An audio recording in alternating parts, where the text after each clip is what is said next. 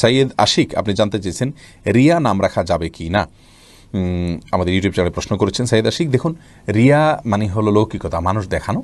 তো এমনিতে তো এ কাজটি ভালো কাজ, আল্লাহ মানুষকে দেখানোর উদ্দেশ্যে করাটা খারাপ কাজ, সেই অর্থে রিয়া ভালো কাজ নয়।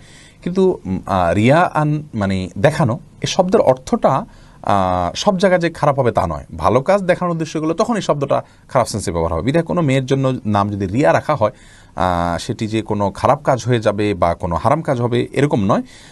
তবে যেহেতু রিয়া এটি একটি অপরাধের নাম, বিধায় এই নামটা অ্যাভয়েড করাটাই আমার মনে হয় উত্তম হবে।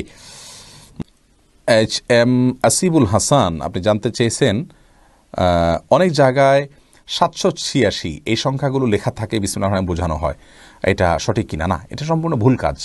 বিসমিল্লাহির রহমানির রহিম আপনি কোথাও লিখতে হলে পূর্ণাঙ্গ বিসমিল্লাহির রহমানির রহিম লিখবেন, অথবা শুধু বিসমিল্লাহ লিখবেন, কমপক্ষে এটুকু লিখবেন। 786 এটা বিসমিল্লাহর কাজ দিবে না। আরবি বর্ণের একটা আছে, মান আছে, যেমন আলিফের মান 1, বায়ের মান 2, জিমের মান 3, এভাবে মান আছে এক একটা অক্ষরের।